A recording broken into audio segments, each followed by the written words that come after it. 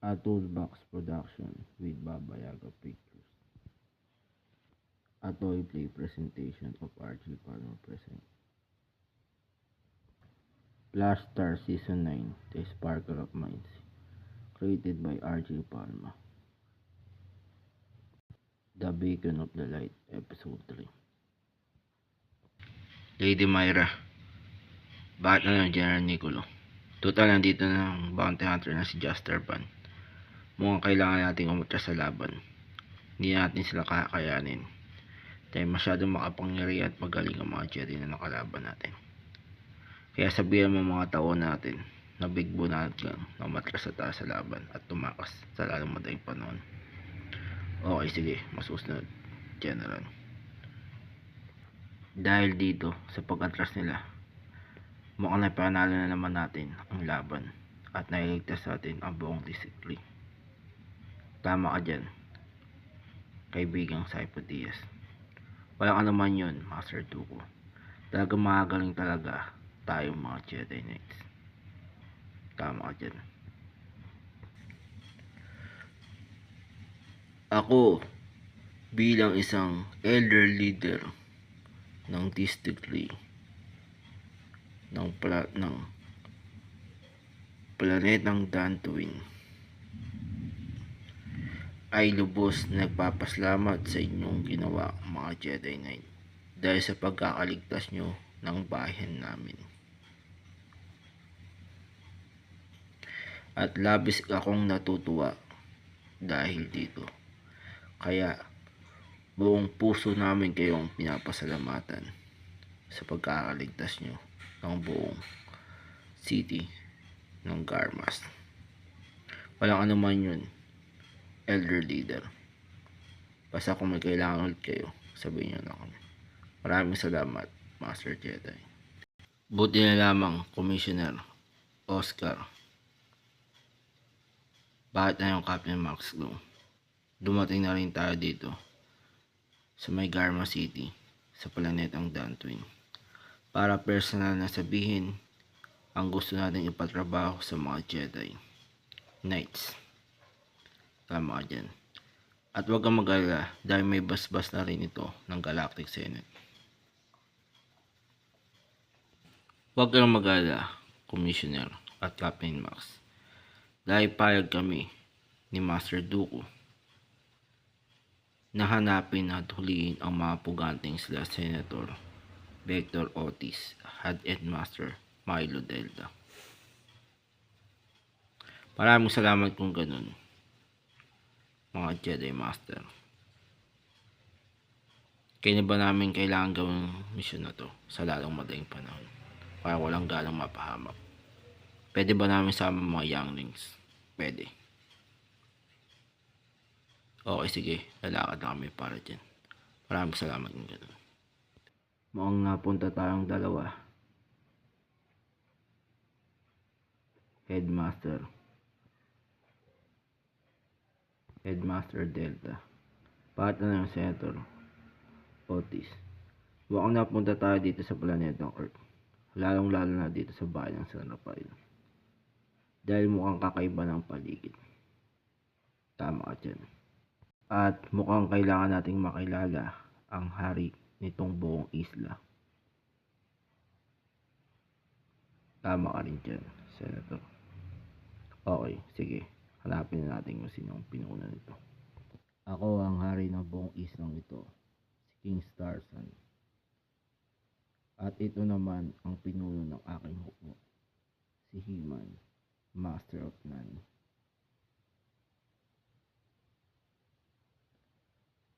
Ako naman, si Senator Vector Otis.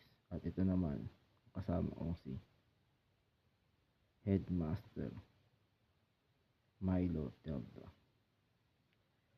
Narito kami para gawing panauhin nyo sa gagawin nyong banal na pagdiriwang. Maraming salamat kung ganun, mga dayuhan. Huwag kayong mag-alala dahil aatin kayo sa aming banal na pagdiriwang mamayang gabi. Ay bibigyan ko kayo ng isang regalo, tsak na matutuwa tiyak na matutuwa kayo. Ano yun? Ang imahe ni Malum. Tanggapin nyo sana ang magiging regalo namin sa inyo ni Master He-Man. Huwag kayong magkalala, King Starsan. Tatanggapin namin yan. Kung kahit ano pa ang regalo nyo sa amin. Maraming salamat sa ganyan. Mga dayuhan. At dahil sa gawa sa ginto, itong imahe ni Malum, lubos akong natutuwa. Setter Vector. Ako rin, Headmaster Milo. Baka nga marami pang silang ginto na nakatago dito sa isla. Anong gagawin natin? Mamayang gabi, habang natutulog ang lahat, tatawagin nating dalawa ang mga tauhan natin upang samahan tayong nakawin ang ginto dito sa isla. Maliwanag ba? Magaling kung ganun, Senator. Ako nang bahala dyan. Buti na lang tinanggap natin tong regalo sa atin ni King Starsan at ni Master He-Man. Buti na lang nauto natin sila na tayo yung mga bisita sa gagawin ng banal na pagdiriwang. Nung pala ay nanakawan natin ang kanilang isla. Hindi nila alam. Tama ka. Pasensya na mga tauhan kung gabi namin kayong pinatawag na dalawa. Dahil gusto namin kayong hatian sa magiging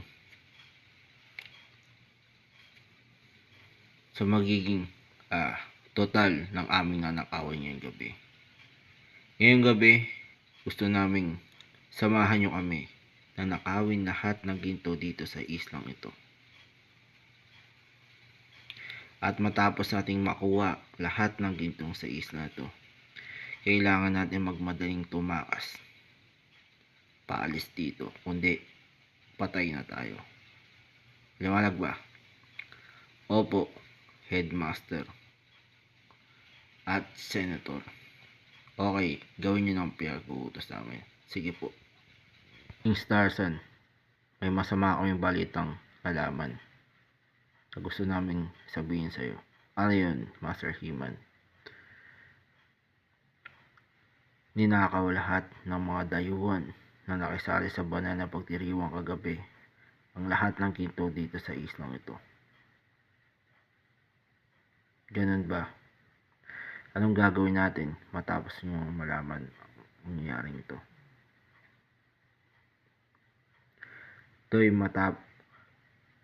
After kong malaman itong ginawa niyang pagnanakaw sa atin, ay sobrang galit ang nararamdaman ko ngayon para sa mga dayuhang na yan. At hindi lang yan, babansagan ko pa sila bilang isla ng mga magnanakaw.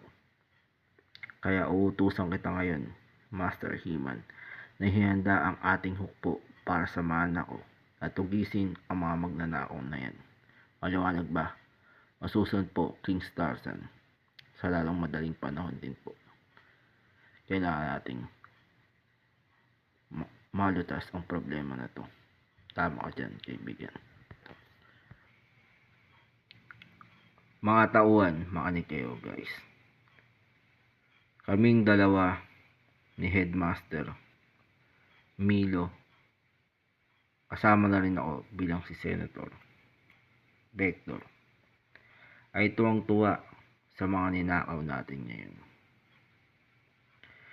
At huwag kayong mag-alala dahil kasama rin kayo bilang mga tauhan namin sa mga may babahagi namin kayamanan ngayong gabi ito. At ngayon, binabalak na namin paghati-hatian ito ngayong gabi ito. Para sa ganun, maging masaya na tayo. Okay ba sa inyo, boys? Okay po, Headmaster at Senator. Magaling kung ganun. At sa wakas, naglanding din dito sa bayan ng San Rafael ang starship na sinasakyan natin, Master Duko. Tama ka dyan, Master Saipo Diaz. At kasama naman natin sila Qui-Gon at Joros dun sa may likod. Ang gagawin natin, balak ko sana makipag-usap sa mga pinuno ng islang ito. Okay tayo na. Bumaba na tayo para gawin yan. Sige ba? Maligayang pagdating sa inyo, mga kaibigan. Anong kailangan nyo? Maligayang araw din sa inyo, mga kaibigan. At maraming salamat sa pagsalubong sa amin. Ako ang hari ng buong islang ito. Ako si King Starson. At ito naman ang pinuno ng aking hukbo, si Master He-Man. Kami ay mga Jedi Knight na nagmula pa sa ibang planeta. Narito kami dahil may hinahanap kayong mga pugante. At kami din ang nagpadala ng distress signal para makalanding dito sa isla nyo. Ganun ba? Tara, pag-usapan natin sa loob ang sinasabi nyong mga hinahanap nyong pugante. Sige pa. And to be continued.